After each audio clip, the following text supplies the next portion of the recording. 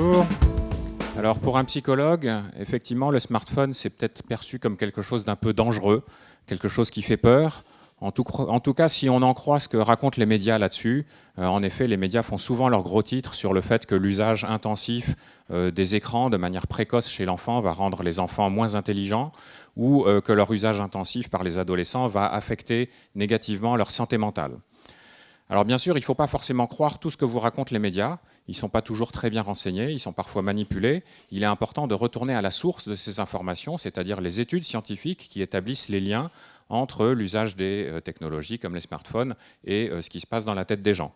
Et ces études sont complexes à mettre en œuvre et il est important de les examiner avec soin et de voir quelle est la qualité de leur méthodologie. Quand on fait ça, on aboutit à des résultats qui sont que, effectivement, l'usage du numérique a un petit lien vers la santé mentale des adolescents, par exemple, et que ce lien est négatif. Alors là, je vous donne la taille de l'effet, c'est moins 0,05 écart type, ce qui ne vous dit rien en soi, et je ne vais pas vous expliquer l'échelle, mais c'est intéressant de la comparer avec des effets d'autres facteurs. Donc par exemple, des facteurs qui ont vraiment un impact négatif sur votre santé mentale, c'est par exemple le fait d'être harcelé. Ça tombe sous le sens, si vous êtes harcelé, vous allez vous sentir mal. Et la taille de cet effet, ça va être moins 0,21. Ça, c'est un gros effet sur la santé mentale des adolescents. Et vous voyez, c'est 4 fois plus fort que l'effet de l'usage du numérique. Voilà, prendre des cuites régulièrement, fumer du cannabis, ça aussi, ça a un effet négatif. Le fait de porter des lunettes, beaucoup de gens portent des lunettes, évidemment c'est un petit peu gênant les lunettes, et puis si on les a plus, on ne voit plus rien. Donc évidemment ça affecte un petit peu négativement la qualité de vie. Et vous voyez que c'est à peu près le même ordre de grandeur que l'usage moyen du numérique. Et puis, il y a aussi le fait de manger des pommes de terre, ça a aussi un petit effet sur la qualité de vie. Ne me demandez pas pourquoi, je n'en sais rien, ça sort de ces études statistiques, mais c'est aussi à peu près le même ordre de grandeur que l'usage du smartphone. Donc, mangez plutôt des légumes que des pommes de terre. Évidemment, prendre un petit déjeuner le matin, ça a un effet positif. Donc voilà, pour mettre un petit peu en perspective, l'effet moyen du smartphone sur la santé des adolescents. Il est réel, il est négatif, mais il est tout petit.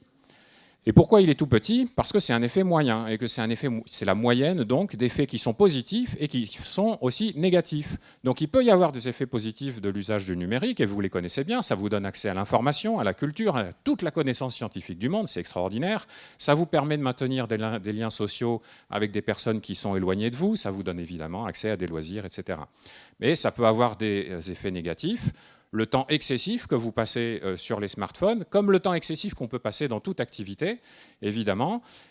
Aussi le fait de s'enfermer dans ce qu'on appelle des niches informationnelles, c'est-à-dire de n'avoir accès qu'à des informations qui sont en concordance avec ce que vous croyez déjà et de ne jamais avoir accès à des opinions contradictoires. Et puis, il y a le phénomène de captation de votre attention qui va interférer avec d'autres activités. Je vais m'étendre un petit peu plus là-dessus. Ça vous arrive certainement d'être en cours et d'avoir envie de regarder un petit peu vos messages pendant que le prof parle. Et vous avez à peu près l'impression que, en fait, ça va. Vous arrivez à suivre le prof d'une oreille et regarder vos messages de l'autre. Eh bien, sachez que c'est une illusion. Votre cerveau est incapable de prêter attention à deux choses en même temps. Vous avez l'impression que ça marche, mais en fait, votre attention, elle est en train d'alterner entre Facebook et le prof, et vous perdez de l'information à chaque fois. Si vous avez envie d'en savoir plus là-dessus, je vous engage à regarder ces vidéos sur Internet, qui sont très amusantes, et qui vont vous faire l'expérience vous-même de votre incapacité à prêter attention à deux choses en même temps. L'autre problème, c'est que l'attention est vulnérable à la distraction. Et c'est souvent ça le problème avec le smartphone, c'est est-ce que c'est vous qui décidez comment vous l'utilisez ou est-ce que c'est lui qui décide? Vous voyez, le smartphone, c'est une machine qu'on a conçue pour nous rendre des services.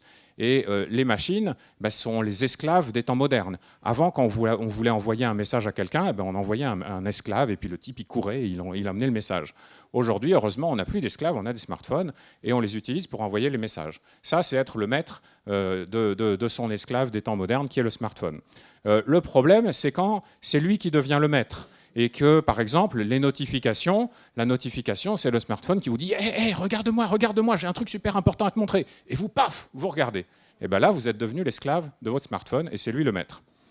Et du coup, ça interrompt votre activité, ce que vous étiez en train de faire, et ça vous rend complètement incapable de prêter attention, de vous concentrer pendant une période de temps sur une tâche qui peut malgré tout être importante pour vous. Donc, pour conclure, les écrans, les smartphones, etc., ils ne sont pas intrinsèquement nocifs, comme le racontent certains médias. Mais en fait, ce n'est pas un objet homogène. Il y a certains usages des smartphones et certains contenus qui peuvent avoir un effet négatif, à la fois sur le développement de l'enfant et sur la santé mentale des adolescents. Et puis, il y a d'autres usages et d'autres contenus qui peuvent aussi avoir un effet positif. Évidemment, le temps excessif de passer sur un écran, ça peut nuire, de même que le temps excessif passé dans n'importe quelle autre activité. Donc, si vous voulez, ça c'est comme la nutrition, c'est important d'avoir un régime équilibré. Et donc finalement, qu'est-ce qu'on peut faire comme recommandation? Premièrement, maîtriser l'usage de son temps. C'est à vous de décider à quoi vous consacrez votre temps et combien de temps. Et ensuite, une fois que vous avez décidé ça, il faut s'y tenir. Il ne faut pas laisser quelqu'un d'autre ou une machine décider à votre place. Et donc, essayez de préserver au maximum votre attention. C'est à vous de décider à quoi vous allez prêter attention, à quel moment. Et donc, il faut mettre en œuvre des conditions qui vont faire que vous êtes capable, effectivement, de maintenir votre attention sur ce sujet que vous avez choisi pendant la durée que vous avez choisi. Et donc, pour ça, par exemple, une bonne démarche, c'est de désactiver toutes les notifications qui vous pourrissent la vie tout le temps. Et donc, en conclusion, soyez le maître de votre smartphone et pas son esclave.